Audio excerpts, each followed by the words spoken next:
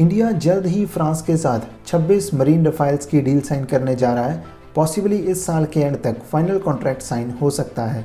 इसमें India 22 Rafale M जो single seater variant है और 4 रफाइल बी वेरिएंट जो ट्विन सीटर है, इनको direct government to government deal के जरिए एक्वायर करेगा। और ये 26 रफाइल्स इंडियन नेवी के कैरियर बेस्ड ऑपरेशंस के लिए होंगे, दैट इज INS विक्रमादित्य और INS विक्रांत। इन दोनों एयरक्राफ्ट कैरियर से करंटली MiG-29 के फाइटर्स को ऑपरेट किया जा रहा है, बट टेक्नोलॉजी में एडवांसमेंट्स के कारण और मॉडर्न नेवल एविएशन डिमांड्स के हिसाब से ये रशियन मिग्स एफिशिएंट ऑपरेशंस के लिए अब आउटडेटेड हो चुके हैं। इंडिया ने रशिया से 46 MiG-29 के एक्वायर किए थे, जिनकी इंडक्शन नेवी में 2010 में हुई। 46 में से 38 MiG-29 के सिंगल सीटर थे और 8 MiG-29 KUB twin seater variant. But currently ये MiG-29s नेवी के कैरियर बेस्ड ऑपरेशंस के लिए टेक्निकली इनसफिशिएंट हैं। सो नेवी की अर्जेंट नीड के लिए रफाइल्स को एक्वायर किया जा रहा है, पर एक्चुअल में ये रफाइल्स MiG-29s को रिप्लेस नहीं करेंगे, क्योंकि MiG-29 केस की रिप्लेसमेंट के लिए aeronautical development agency already twin engine deck based fighters की डेवलपमेंट पर काम कर रही है, जो MiG-29 को रिप्लेस करेंगे, जिनकी टेक्निकल लाइफ 2035 तक है। But currently twin engine deck based fighter project की प्रोग्रेस क्योंकि काफ़ी स्लो है, जिसके कारण फ्यूचर में कई इश्यूज अराइज हो सकते हैं। ओरिजिनली TED-BF की पहली टेस्ट फ्लाइट को 2026 में कंडक्ट करने का टारगेट था, बट करंट प्रोग्रेस के अकॉर्डिंग ये 2029-2030 तक पुश हो चुकी है। करंटली ADA TED-BF के क्रिटिकल डिज़ाइन रिव्यू फेज़ में है, जिसको 2025 में कंप्लीट करने का टारगेट है। Critical design review design process की एक क्रूशियल स्टेज है, जिसमें ये इंश्योर किया जाता है कि सभी सिस्टम्स परफॉर्मेंस और इंटीग्रेशन रिक्वायरमेंट्स को पूरा करते हैं। सो CDR एक सिग्निफिकेंट माइलस्टोन है, जिसमें एयरक्राफ्ट के डिटेल्ड डिज़ाइन को फाइनलाइज किया जाता है before moving to the development of prototype. इससे पहले प्रिलिमिनरी डिज़ाइन रिव्यू PDR की बात करें तो उसमें 2 डिज़ाइन प्रपोजल्स को कंसीडर करके फाइनली नेवी ने एक डिज़ाइन को अप्रूव किया था, और ADA उस चूजन डिज़ाइन की फाइनलाइजेशन पर फोकस्ड है, जो क्रिटिकल डिज़ाइन रिव्यू के थ्रू ही कंप्लीट होगी। CDR कंप्लीशन के बाद इसको नेवी की फाइनल अप्रूवल के लिए प्रेजेंट किया जाएगा और बाद में कैबिनेट कमेटी ऑन सिक्योरिटी के सामने, ताकि फंडिंग को सिक्योर किया जा सके।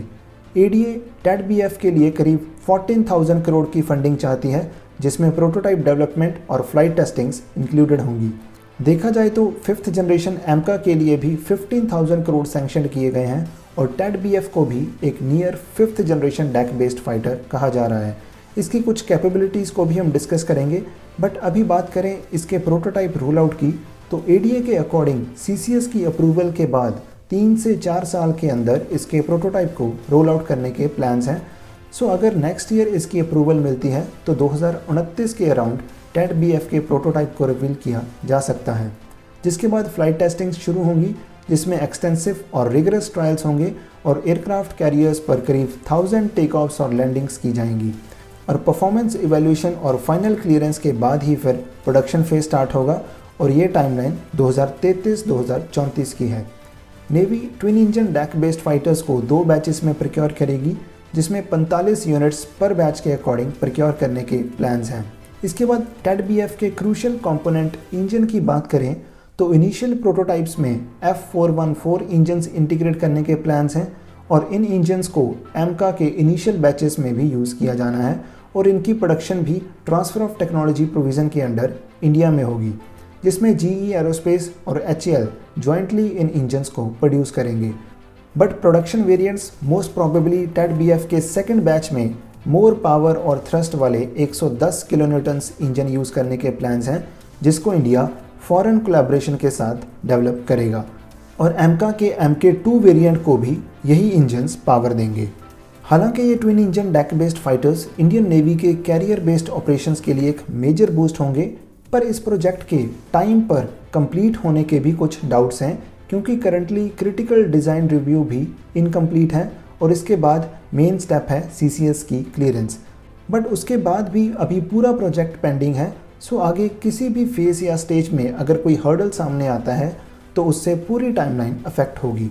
और इसका इफेक्ट ये हो सकता है कि ज़्यादा डिले की वजह से नेवी इस इंडिजिनस एफर्ट को डिसकंटिन्यू करने का भी सोच सकती है, जैसे कि LCA नेवी मार्क 2 प्रोजेक्ट के साथ हुआ, क्योंकि LCA नेवी मार्क 2 के डिज़ाइन फेज़ के बाद उसके प्रोटोटाइप को डेवलप किए बिना ही उस प्रोजेक्ट को डिसकंटिन्यू कर दिया गया था। अब रफ़ाइल M कैरियर बेस्ड ऑपरेशंस के लिए एक प्रूवन फाइटर जेट है जो फ्रेंच नेवी की सर्विस में ऑपरेशनल है। और अगर फ्यूचर में TADBF की प्रोग्रेस में कोई हर्डल्स आते हैं और टाइमलाइंस ज़्यादा आगे शिफ्ट होती हैं, तो ये भी पॉसिबल है कि 26 रफ़ाइल्स के बाद नेवी अपने ऑपरेशनल गैप्स को पूरा करने के लिए एडिशनल रफ़ाइल्स भी एक्वायर कर सकती है, जिससे ये इंडिजिनस प्रोग्राम काफ़ी इफेक्ट होगा।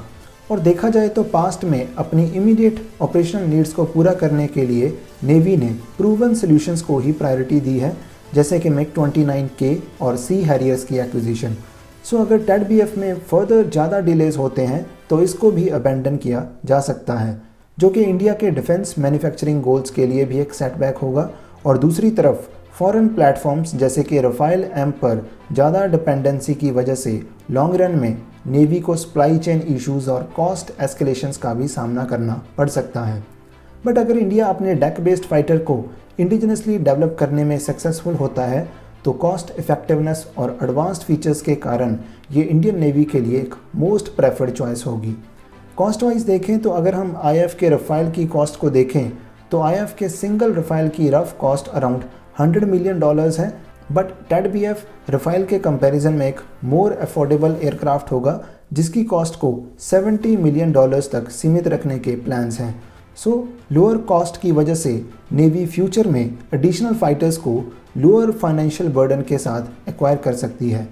इसके बाद TADBF की कैपेबिलिटीज़ की बात करें तो रफ़ाइल M के बराबर या उससे ज़्यादा एडवांस्ड ही होंगी, जैसे कि ADA के अकॉर्डिंग इसमें 5th जनरेशन फाइटर्स के कई एडवांस्ड फीचर्स और टेक्नोलॉजीज़ को यूज़ किया जाएगा, जैसे कि एडवांस्ड एवियोनिक्स, AESA रडार्स और स्टेल्थ कैपेबिलिटीज़। इसके बाद इंजन की बात करें तो रफ़ाइल M की तरह ये भी ट्विन इंजन होगा और इसमें जैसे हमने बात की थी कि F414 और मोर पावरफुल 110 किलोन्यूटन थ्रस्ट वाले इंजन्स यूज़ होंगे जो रफ़ाइल के M88 इंजन की थ्रस्ट को भी क्रॉस करेंगे, जिससे अल्टीमेटली एयरक्राफ्ट की परफॉर्मेंस इंक्रीज़ होगी। सो एंड में twin engine deck based fighters की टाइमली डेवलपमेंट फ्यूचर में नेवी के कैरियर बेस्ड ऑपरेशंस के लिए बहुत क्रिटिकल हैं, जो मिड 2030s में नेवी के ओल्ड एज और आउटडेटेड MiG-29Ks को रिप्लेस करेंगे। अदरवाइज़ अगर ये प्रोजेक्ट किसी भी हर्डल के कारण डिले या डिसकंटिन्यू होता है तो सिर्फ फॉरेन एक्विजिशन ही सिंगल ऑप्शन होगी और इससे इंडिया के डेक बेस्ड फाइटर को इंडिजिनसली डेवलप करने के एफर्ट्स काफ़ी हिट होंगे।